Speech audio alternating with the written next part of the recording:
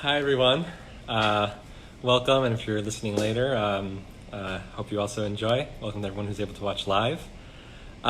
So before we were all separate and not able to, and when we were able to learn together in person, I would have my Mishnah class connected to the minyan on Wednesday. We would learn before Mincha and Friday after Shacharit.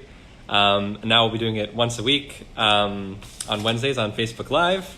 And we're continuing exactly where we were, so the learning of Berachot, Mishnah Berachot. Also, during our normal Shacharit weekday minyans, when we met in person, we would have a Devar Halacha from Rabbi Elton, and then be able also to say that in and say a Kaddish in memory of people who had yard sites that week. So I'll also just start by reading those out, and we'll, instead of being able, since we're not able to say Kaddish, we'll be learning in their memory, which is also a long-standing tradition to learn in memory of those who are deceased at the time of their yard site. So we'll do that now as well. So let me just read the names that we have of our yard sites, and then we'll begin. Frederick Kahn, Shimshon ben Yehuda, Louis Bennett, Yehuda ben Baruch, Isaac Arthur Liebhaber, Yitzhak Uziel ben Mordechai Yosef, Sadie Cooper, Estelle May Lewis, Esther Bat Zvi, Marina Antonella Mason, Miriam Bat Shoshana, Susan Joseph, Shoshana Bat Miriam, Charles Kiner, Yehuda ben David Cohen, Hilda Wolf, Reina Werman, Rachel Bat Zvi Alevi, Azriel Kleinman, Azriel ben Yechiel, Katerina Barkani Posova, Balfour Falk, Amiel Balfour ben Yehuda, Edmund van Cleef, Elkanah ben Shlomo, Hannah Goldberg, Chana Bat Chaim, Marcus Lionel Sachs, Mordechai ben Shmuel, Ronald Israel, Eliezer ben Chaim, Rachel Levy, Rachel Bat Asher, Ralph Rosenblum, Raphael Dov ben Avram Moshe, Reuben Cohen, Reuben ben Abraham. So those are the yard sites for this entire week from our community. So now we'll pick up where we left off. Chapter 4, the beginning of Chapter 4. We were just learning about the times of Shema and different rules about saying Shema. And now we're talking about Tefillah, which means Shemona Esrei, the Amidah, the central prayer of all of our prayer services, about the appropriate time for them. So some background information.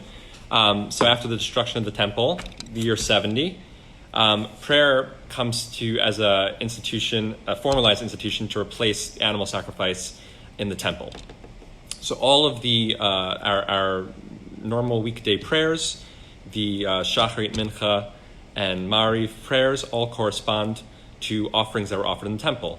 So the Korban Tamid of Shacharit, and the Tamid of Mincha, and then from the Mincha offering, the fats and limbs were taken and were burnt throughout the night, and that corresponds to Mariv. So it's important to keep in mind as we go through this learning that we're using the information about when the sacrifice was offered in order to understand when we should pray at the proper time.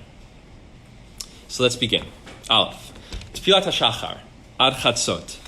So the morning prayer may be recited until midday.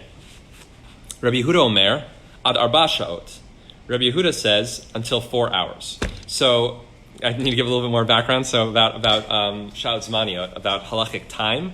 So we take the day from Alot HaShachar, from sunrise, until the end of the day, Tzeit HaKochavim, when the emergence of the stars.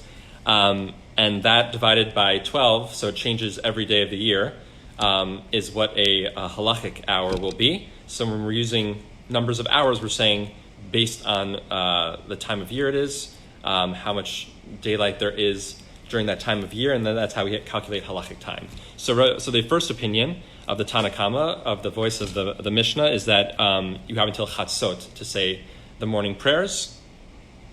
And again, this is corresponding to the offering, so this reflects their interpretation of when the offerings were offered. So Rabbi Yehuda is going to give a more restrictive answer. Rabbi Yehuda Omer ad arba sha'ot, so he only says 4 hours. So as opposed to half the day, which would be chatzot, the opinion of the Tanna Kama, Rabbi Yehuda says a third of the day, 4 hours.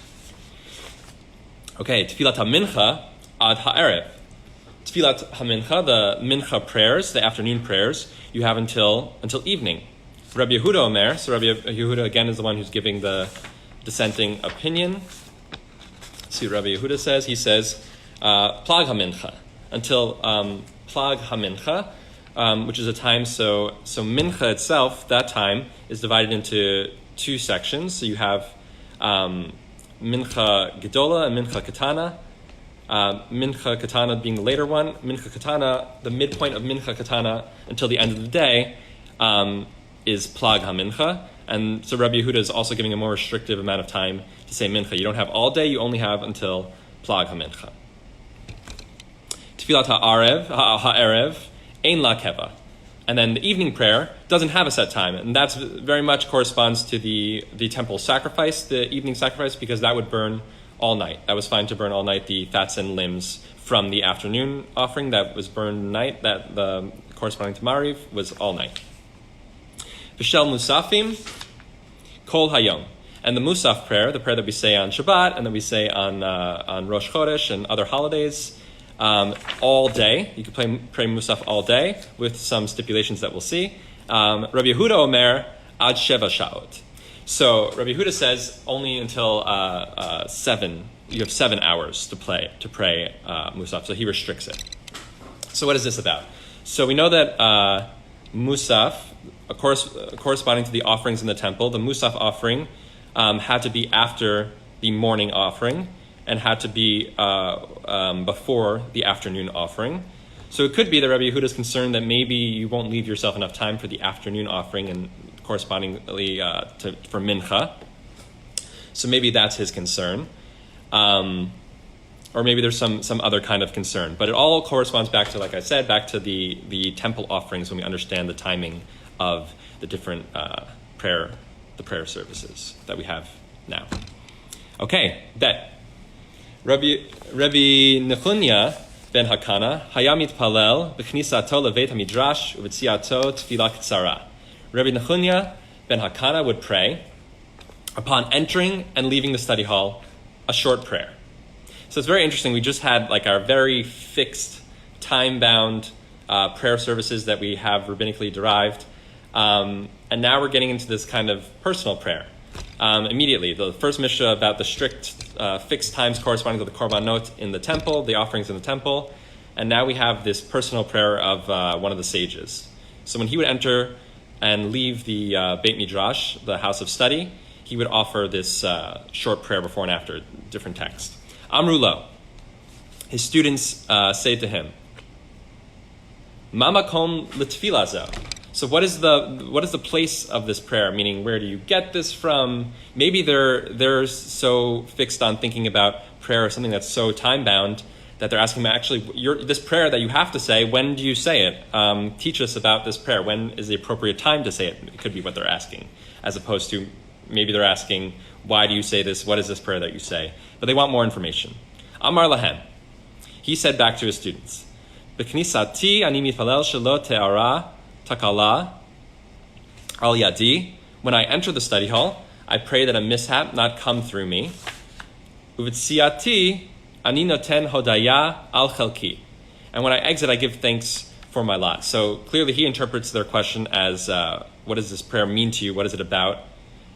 Maybe when do you say it? And he's answering that it's actually not a fixed time. It's based on your actions. It's based on coming into the Beit HaMidrash, that when you go to the house of study, he prays that he won't do something that will mislead people, that'll do the wrong thing, that he'll learn the wrong thing and therefore teach the wrong halacha.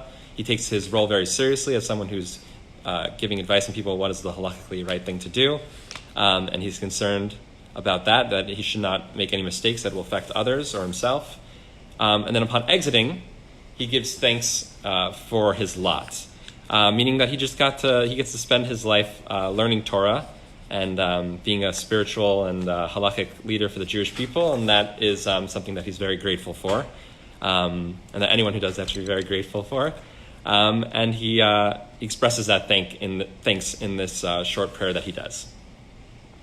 Okay, so it's interesting. I think it's just interesting to see those two Mishnayot in consecutive order, the first one and the second one of chapter 4, what they're each saying that we have this first one about very fixed, time-bound prayer services that correspond to the sacrifices of the ancient temple. And then we have this story about this rabbi entering and exiting the Beit Midrash and offering this personal prayer, and this prayer that his students want to learn, and that actually the Talmud goes on to say is something that everyone should say upon entering and exiting the Beit Midrash, and becomes his personal prayer becomes this fixed prayer.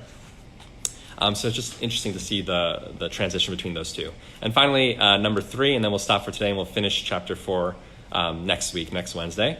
So number 3, Gimel. Rabban Gamliel Omer, B'chol mitpalel adam shmona esrei. B'chol yom mitpalel adam shmona esrei. Every day, a person should pray the Shemona Esrei in all of their the fixed prayer services. It's kind of interesting to think about, actually. Rabban Gamliel being the person to use the language of Shemona Esrei is kind of funny. Something. It's an interesting story. The background is that actually our modern Shemona Esrei, which means 18 Shemona Esrei, is actually 19 prayers. And the prayer for against heretics was the 19th prayer that was added to it, and it was added by Rabban Gamliel, who was the Nasi, the president of the Jewish community, around the time of the temple's destruction, and therefore having to adjust to that and being concerned about how heretical figures in the community affected the community more broadly. He instituted this prayer. So it's interesting to see him using this language. It most likely means that he's saying this before this change has been made, and it still is 18 prayers, but we still use this language today. We still say Shemona Esrei, even though it's actually 19. So just a fun fact, I think. Rabbi Yehoshua Omer, Me'ein Shemona Esrei. Rabbi Yehoshua says it's allowed to recite an abridgment, a shortened version of the 18 blessings of the Shemona Esrei. So that would mean, practically that means the first 3 are the same, and the last 3 are the same. So there's kind of 3 sections to Shemona Esrei, and the middle section is abridged. Rabbi Akiva Omer, Im shigura tfilato befiv, yitpalel Shemona Esrei. Rabbi Akiva says if it's fluent in his mouth, the words of the Shemona Esrei, you have to pray the full Shemona Esrei. Ve'im lav, me'ein Shemona Esrei. And if not, you can do the abridgment of the Shemona Esrei. So Rabbi Akiva makes it a matter of someone's capability. So it's not Rabban Gamliel's position that everyone has to do the full Shemona Esrei 3 times a day. You have to do it. There's no changing to the text that's allowed. The opinion of Rabbi Yehoshua, who allows for this abridgment, maybe if someone can't properly concentrate or has some other kind of pressing need that they can't say the full one. And Rabbi Akiva, who makes it about someone's capability. Do you know the words? Do you have fluency with the words? Do you have access to a siddur, which maybe in their time, certainly in their time, was much more difficult before the printing press for everyone to have access? So he makes it very much a practical concern about someone's capability. Okay, we'll stop there. We'll continue next Wednesday, same time at 10 a.m. With the rest of chapter 4, and I hope everyone has a great day and wishing everyone well and good health. Okay, bye.